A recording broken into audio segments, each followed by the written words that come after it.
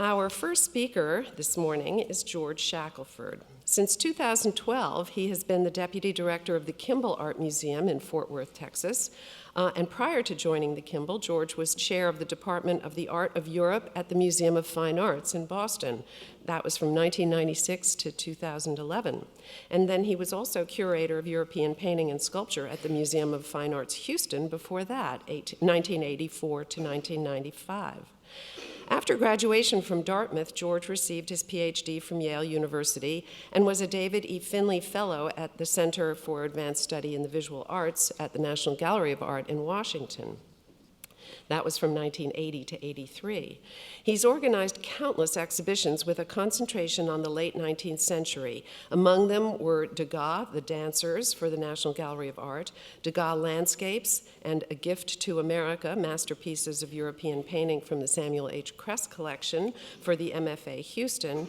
And at the MFA Boston, he organized such shows as Monet in the 20th Century, Mary Cassatt, Modern Woman, Van Gogh, Face to Face, Impressionist Still Life, Gauguin, Tahiti, and Degas and the Nude. In 2005, George was elected a Chevalier of the Order of Arts and Letters by the Republic of France. We have quite a few of those on this roster. And he was named Officier in 2012. He was a founding trustee of the Association of Art Museum Curators, serving as its president from 2006 to 2010. At the Kimbell, George has organized Faces of Impressionism, portraits from the Musée d'Orsay, Gustave Caillebotte, The Painter's Eye, and Monet, The Early Years. He's currently at work on 2 exhibitions, never doing anything by half, for next year. Monet, The Late Years, that will open in San Francisco in February and then in Fort Worth in June. He's also working, the second one is Renoir's Nudes, and that is organized with the Clark Art Institute, where it will be seen from June and coming to the Kimbell in October. This morning, George will go back to his professional roots in Boston, and he will talk in his talk titled Monet-Mania, Boston Encounters Impressionism. Please give a warm welcome to George Shackelford.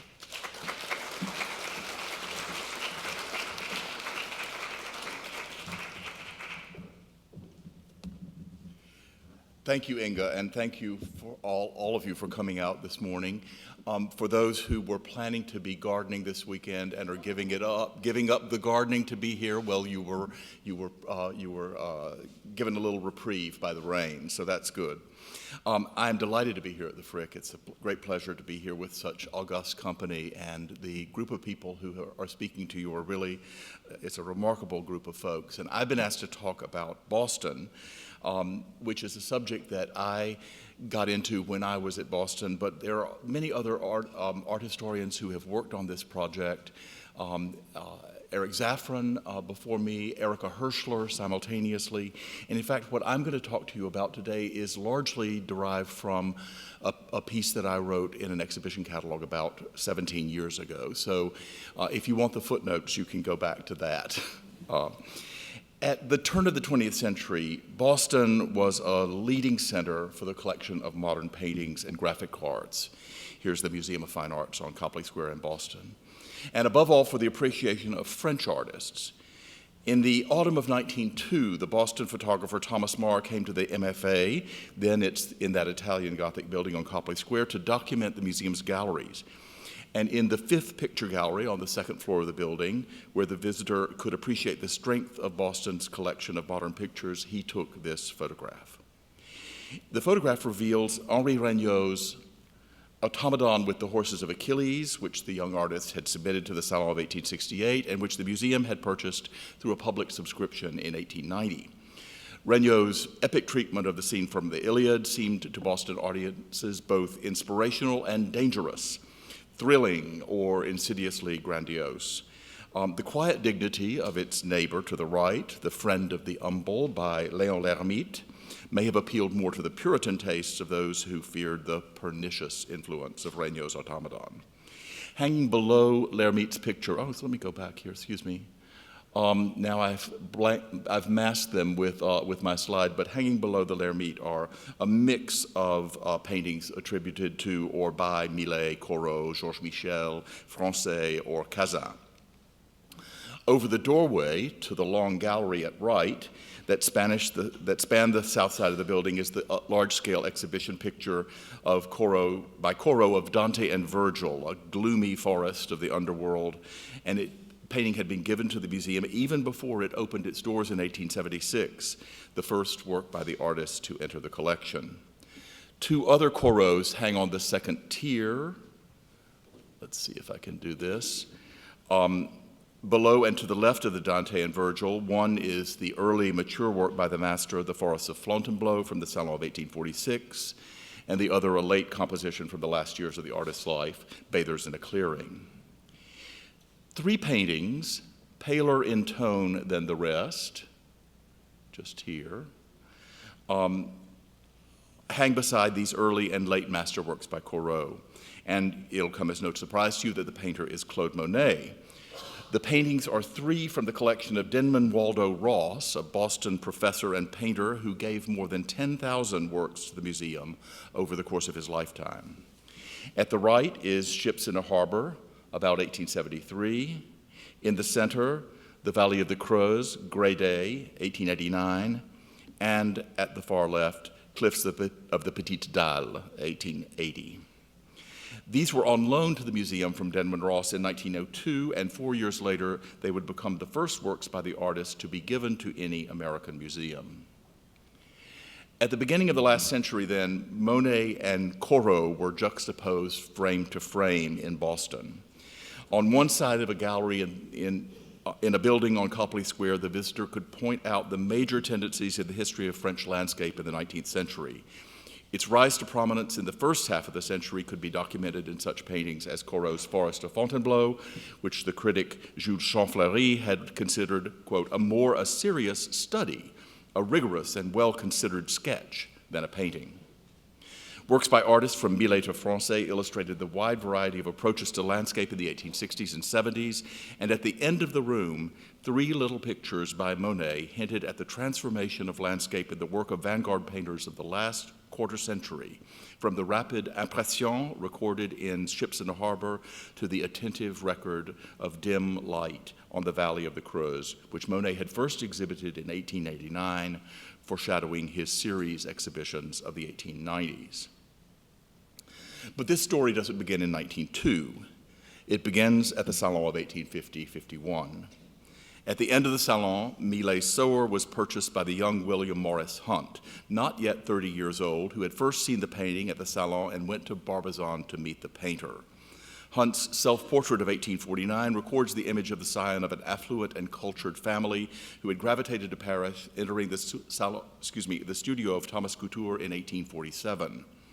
Through the first half of the 1850s, following his introduction to Millet, he was often in Barbizon, working with Millet and painting works more or less imitative of the master in facture and subject.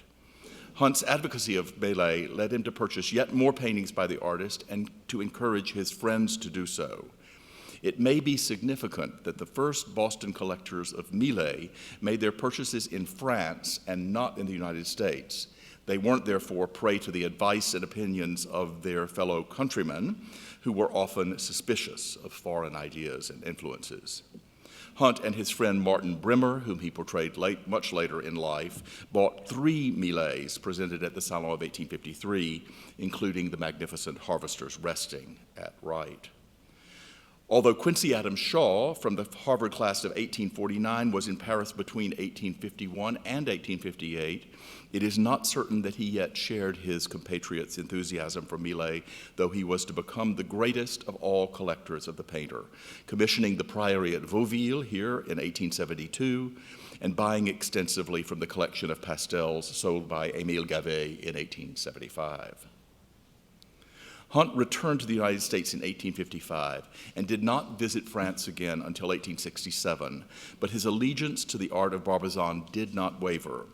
In April 1866, when the Parisian leaders Cadar and Luquet brought to Boston the first exhibition in Boston of pictures, the contributions of artists of the French Etching Club, an exhibition first shown in New York the previous month, the members of Hunt's Society of Artists and Amateurs, the Alston Club, were overcome with admiration for Courbet's The Quarry. Writing in the catalog for the New York exhibition, the Parisian critic Jules Castagneri had predicted that the painting would one day have a place in the Louvre. But the Bostonians were to preclude that possibility, perhaps as Cadar had intended when he published Castagneri's introduction, rallying in a matter of days to purchase the painting for themselves at the then astonishing cost of $5,000. The members of the Alston Club quickly assembled an exhibition to celebrate the acquisition of the quarry, and they were already profoundly interested in the works of the Barbizon School. In addition to Courbet's masterpiece, there were 6 landscapes by Corot, 1 picture by Diaz, 3 by Millet, 2 d'Aubigny, 1 by Charles Jacques, 2 by Rosa Bonheur, and 2 by Constant Troyon. And here you see the painting, which had then been acquired by one of the members of the Alston Club on loan to the MFA in the years about 1876, 77, 78, when it was depicted in the picture galleries there. The enthusiasm of the Alston Club members for the painting was not, however, universal. The Boston Evening Transcript critic devoted an article to the painting, a mix of praise for Courbet's talent and a criticism of the working impression. But he said that the quarry was, quote, a whole academy to artists. The critic recognized, if ironically, the significant role that artist taste was to have in the shaping of Boston collections. What care I for the salon, Courbet wrote, what care I for honors when the art students of a new and a great country know and appreciate and buy my works? So from the middle 1850s through the next decade or more, Boston might just claim to be the principal city in America for the reception and study of French painting, and particularly for Barbizon landscape. As it happens, along with Courbet's quarry, Cadar had brought along a painting by Monet to Boston and New York. Monet had only debuted at the Salon a year before. His Seashore, we don't know which one it is, but it might be this one, does not seem to have found a purchaser in Boston. No painting of that type is recorded as having been there. As we heard yesterday, when Durand-Ruel sent a group of paintings to the 1883 American Exhibition of Foreign Products, Arts, and Manufactures at Boston's Mechanics Building, none of the 3 here's Durand-Ruel, none of the 3 Monets, nor any of the Sisleys or Pizarros seems to have found a buyer. Bostonians in the early 1880s were still very much under the sway of Barbizon's style. Chiaroscuro, tone, and paintings that seemed to be of the earth were still very much prized. These 3 paintings were also sent by Durand-Ruel. None of them, as you know, found its way into a Boston collection either. But it might be said that Durand-Ruel had just picked the wrong venue. The catalog of the exhibition shows that the paintings, though they had their own selection, were valued as items of manufacture rather than works of genius. And they were interspersed with silk plushes, mechanical tools, inflatable,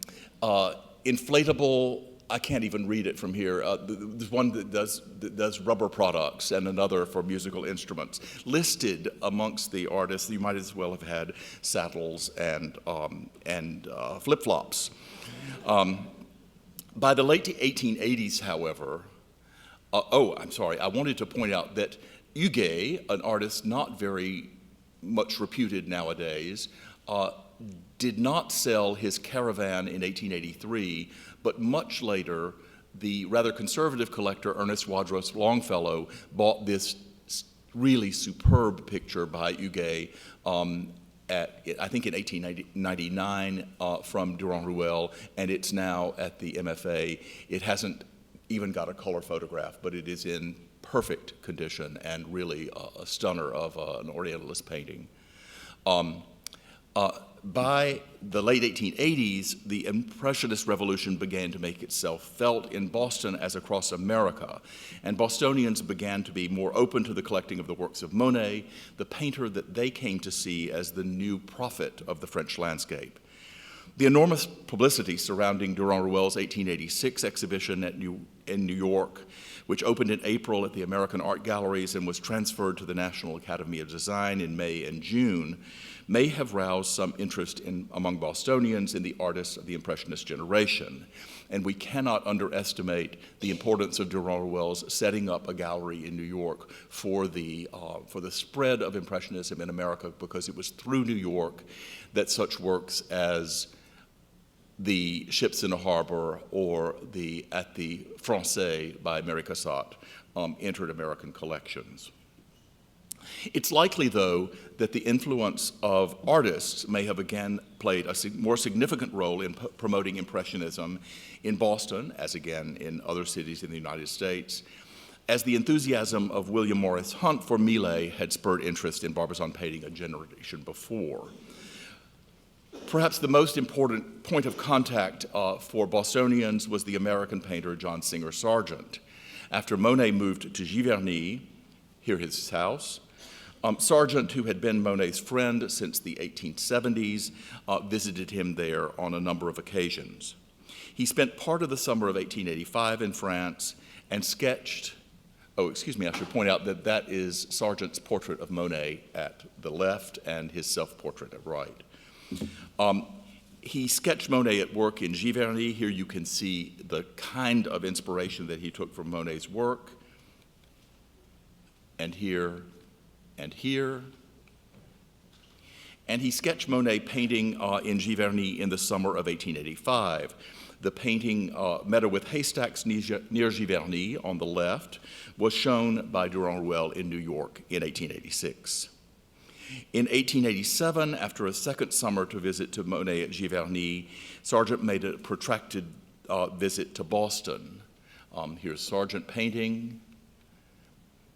And here is, I think, Sargent's sort of response to the kind of painting, of plein air landscape painting, that he had not practiced heretofore and that he learned from Monet.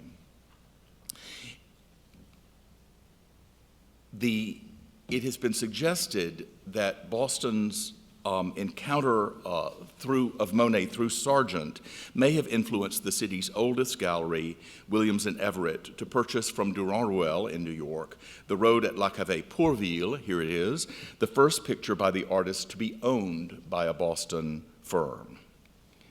Williams and Everett, which was a fancy gallery, the oldest gallery in town, received The Road at La Cave-Pourville in early June 1888. Here's its founder, Mr. Everett, portrayed by Hugo von Herkomer.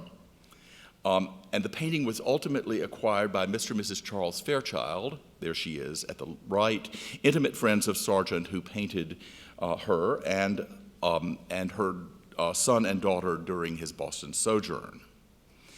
I feel sure that the Fairchilds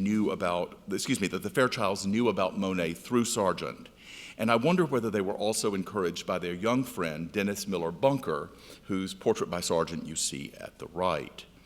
Now, Bunker is almost mute on the subject of Monet, but he almost certainly saw such Monet paintings as the poppy field in a hollow at Giverny at the 1886 New York show, since he was exhibiting concurrently with the Society of American Artists at the time. He spent much of the summer in 1888 in England working with Sargent. I'm supposed to have a slide there. He is. And on his return to Boston, he painted for his friend Isabella Stewart Gardner his first wholly impressionist work, Chrysanthemums. This is at the Gardner still, of course, which blends the high color of the poppy field with the radically foreshortened compositional structure of the Road at La Cave, the latter of which he could either have seen at Williams and Everett when it was for sale, or with the Fairchilds after they had acquired it.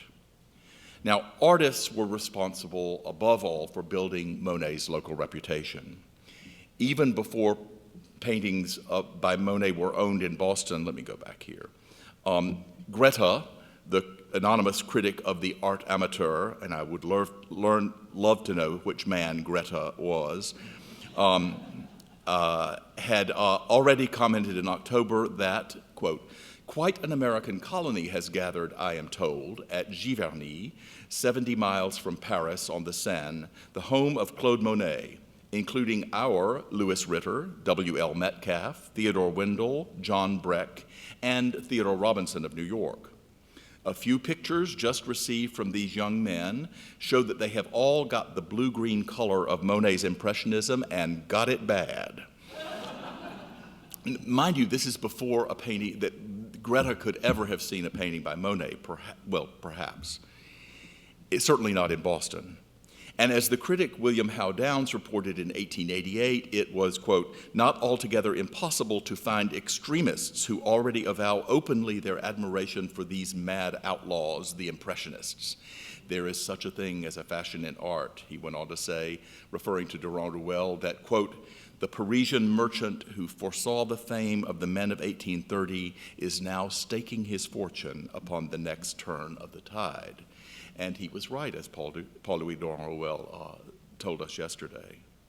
Now, once the tide began to turn for Impressionism in Boston, it seems to have risen very quickly indeed. The summer of 1889 saw the opening of the Exposition Universelle in Paris to mark the centenary of the French Revolution. Sargent, we know, was in Paris to visit the exhibition and to take in Monet's most important exhibition to date, the show of some 140 paintings at the Galerie Georges Petit. Among the other American visitors to Monet's exhibition were two Bostonians, each of whom purchased a work by Monet about 1889. One of them, Desmond Fitzgerald, became a great devotee of the painter, writing about and organizing exhibitions of his work, about which more later. He was eventually the owner of some 9 paintings by his idol. The other visitor was herself a painter, Lilla Cabot Perry, at left, who was to become an intimate friend of Monet shortly thereafter. And here is her photograph of her husband talking with Monet in his garden. Born in Boston, Lilla Cabot and Thomas Sargent Perry settled in Paris in 1887, and she received instruction from a variety of painters. Quote, how well I remember meeting Monet when we first went to Giverny in the summer of 1889. The Perrys were enchanted to meet the artist. Quote, having seen that very spring the great Monet exhibition, which had been a revelation to others beside myself, I had been greatly impressed by this, to me, new painter, whose work had a clearness of vision and a fidelity to nature such as I had never seen before. Among the paintings that she saw in the exhibition was Cap d'Antibes Mistral of 1888, which was purchased by her brother, Arthur Tracy Cabot, in 1892. When the Perrys returned to Boston in the autumn of 1889, they brought with them a Monet, a view of the Normandy coast at Étretat, that Lilla mistakenly believed to be the first Monet ever seen in Boston. Perry was one of many enthusiasts. Anna Perkins Rogers, who was called Annette, was also in Paris in June 1890. I cannot find a portrait photograph of Annette to save my life, but here is her house in South Boston. She bought Cazin's farm beside an old road at the auction and here's the kind of thing she had in her house before. Ancestral Copleys, both early and late, in his severe and blousy styles. And imagine adding to this a painting by Jean-Charles Cazin, which she bought from the collection of Ernest May, more famous to us now as the character in glasses in Degas at the Stock Exchange. His sale was held in May, and she bought the Cazin for about 6,200 francs. In mid-June, she bought Monet's Snow at Argenteuil, a fantastic painting, and The Fisherman's Cottage on the cliffs at Varangeville, which you have to admit, in spite of its almost meretricious color, is a damn good piece of painting. And she bought the two of these. Remember, she had spent 6,200 francs on the Cazin, and she bought the two of these from Durand-Ruel for 8,500 francs. Now, the painter advisor Foxcroft Cole, there the three of them are. The painter advisor Foxcroft Cole, who a generation earlier had often purchased Barbizon paintings for Boston collectors, was also in Paris in the fall of 1890, buying pictures for his friend Peter Chardon Brooks at Wright, whose money was made not in Boston, but in Chicago real estate. He was the builder and owner of the Monadnock building, justly famous as America's first skyscraper. From the Galerie Georges Petit, Foxcroft Cole purchased, here's a painting by Cole, and you can imagine why then he was interested in this by Cazin, Riverbank with Bathers of 1881, which had been shown at the Salon of 1882.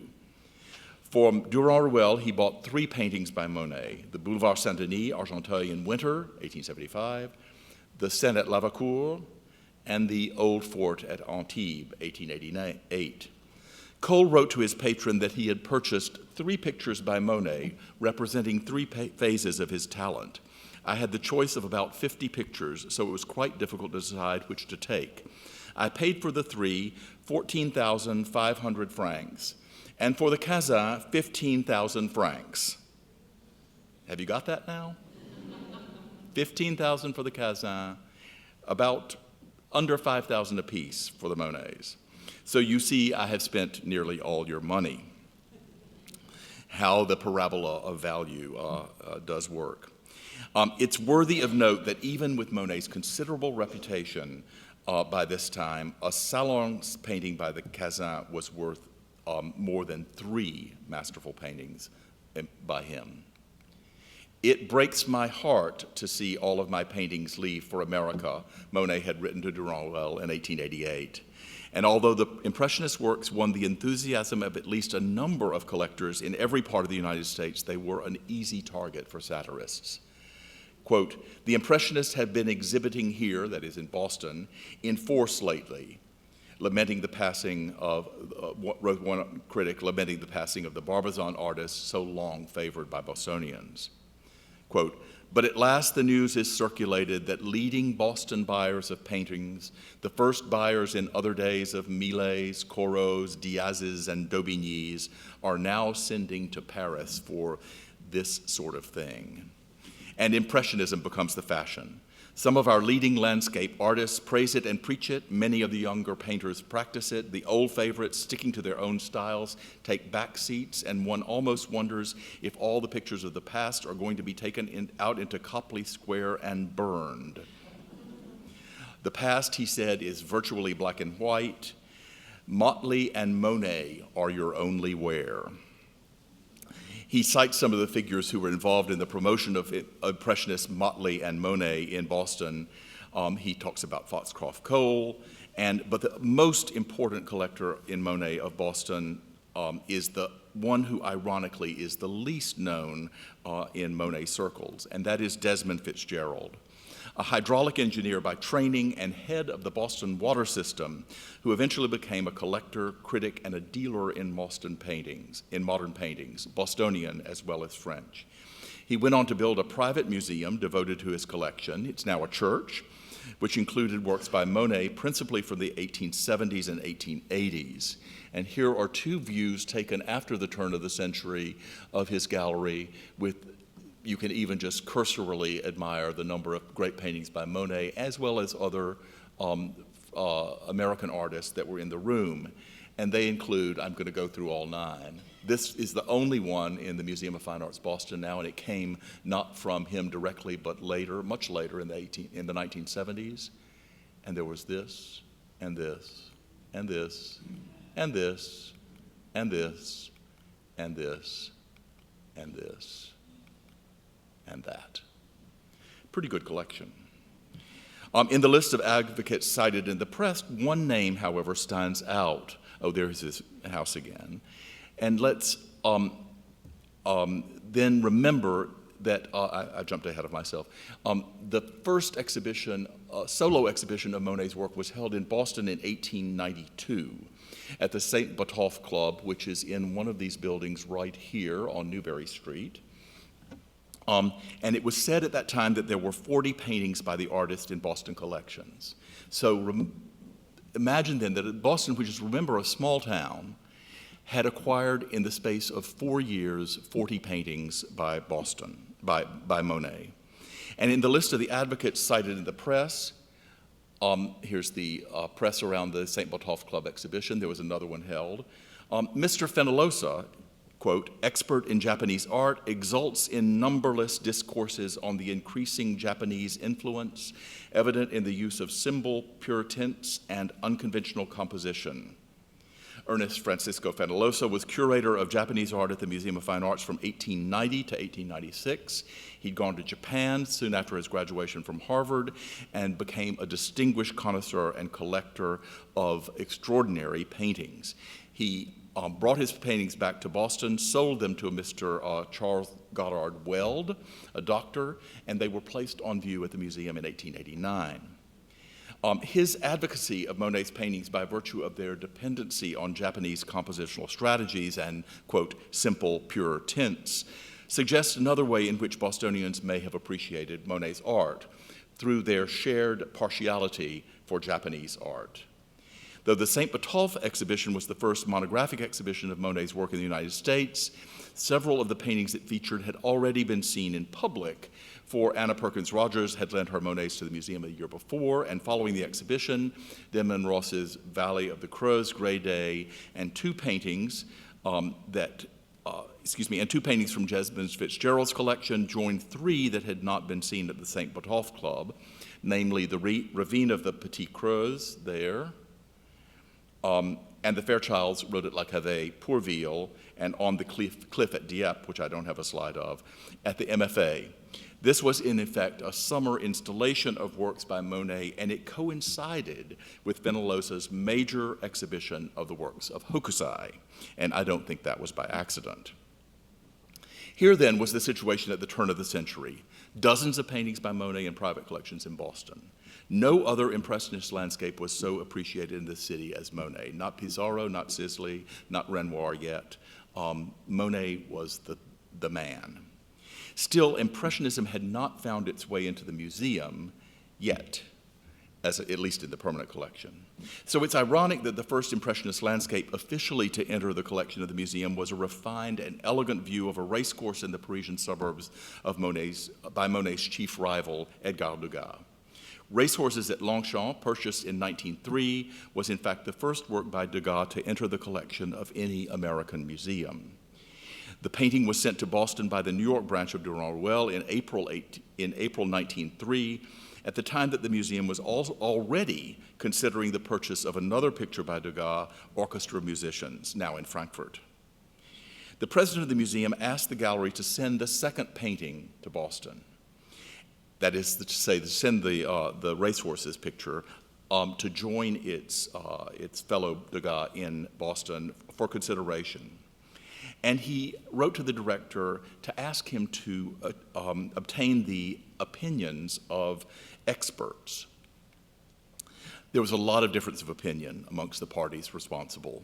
Frederick Vinton at Left, who had written a somewhat ambivalent letter on the subject of the musicians, had, quote, no hesitation between the musicians and the jockeys, would take the latter by all means.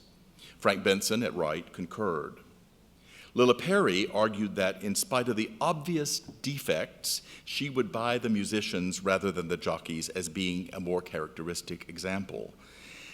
It's amazing to me that she could find defects in the musicians, because she couldn't paint a painting like that to save her life.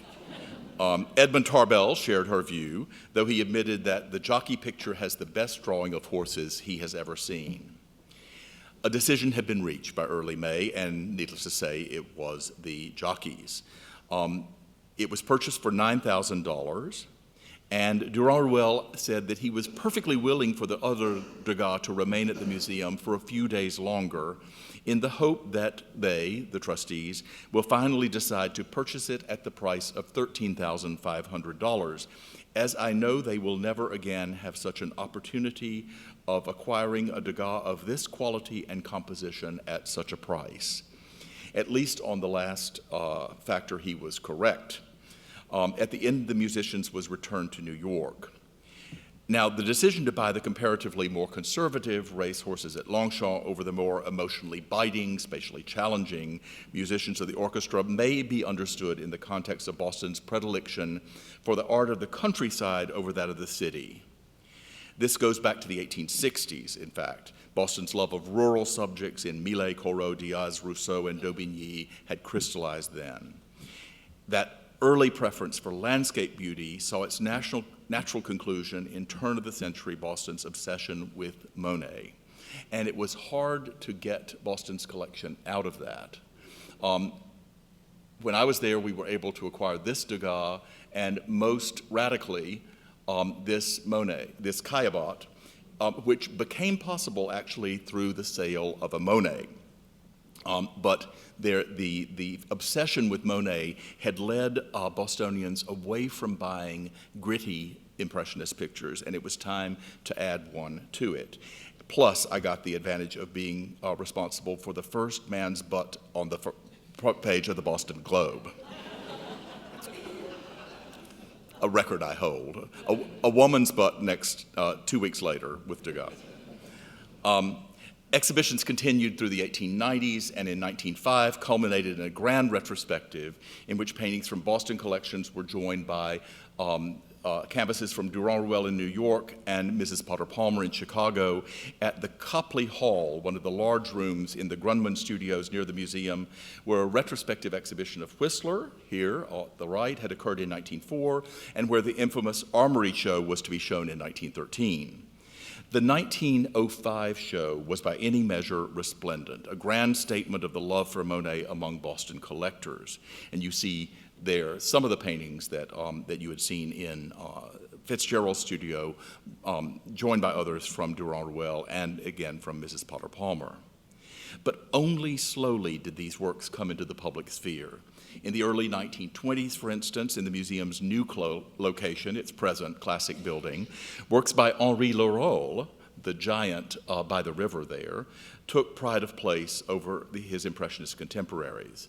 But beginning in 1888 and continuing until well after the First World War, Bostonians continued to acquire works by Monet, sometimes buying the painter's very latest efforts, on other occasions buying paintings completed many decades before.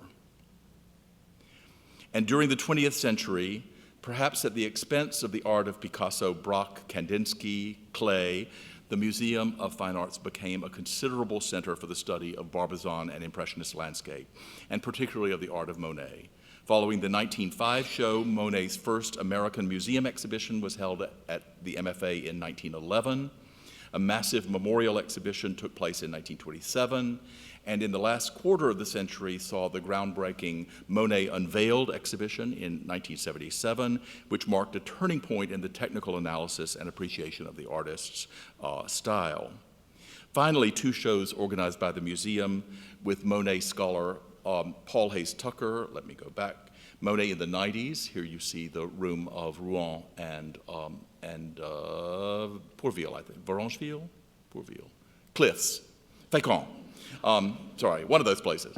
And Monet in the 20th century, where we were able to gather 24 of the 48 water lilies shown by Durand-Ruel in 1909.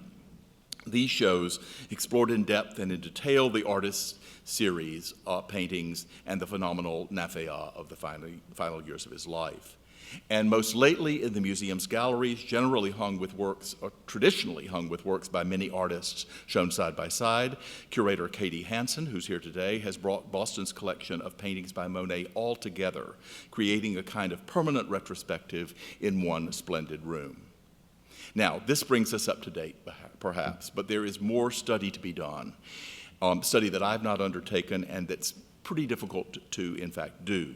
The most important research that I can see is the investigation of the collection of Sarah Choate Sears. Sears is the adventurous Bostonian who disastrously tried to introduce Miss Mary Cassatt to Miss Gertrude Stein, as Laura told us about yesterday. But she was smart enough to leave the motor running outside. A talented photographer, Sears saw her work published by Alfred Stieglitz in his influential Camera Work. She was among the most adventurous women who admired and collected some of the greatest of Degas' bathers. She owned Manet's astonishing Street Singer, as well as 2 colorful paintings by Monet. And I apologize for the slide on the right. This painting was last seen in Caracas, and I haven't seen it photographed any better than this. Her collection, apart from a few bequests to museums, was left to her family, so that the Cézannes did not come to the Museum of Fine Arts, Boston. For the past century, it has been sold bit by bit, so that now it is almost completely dissolved, maybe completely dissolved. While Sears could not compete with Havemeyer or Palmer in volume, she was a Boston lady after all. Had her collection stayed together, she would be known as their peer in terms of discernment. And she would be known also, a bit like Meyerson, for her embrace of the future. And I just noticed that this is not so far from this. The Matisse drawing she gave to her friend Isabella Stewart Gardner. So, here they are, the Boston collectors, Sarah Sears, Denman Ross, Lilla Perry, Mr. Everett, Anna Perkins Rogers, Mr. Fitzgerald, Peter Chardon Brooks, Sargent, Monet, and it's Monet, Monet, Monet, Monet, Monet, Monet, Monet, Monet, Monet-Mania. Thank you very much.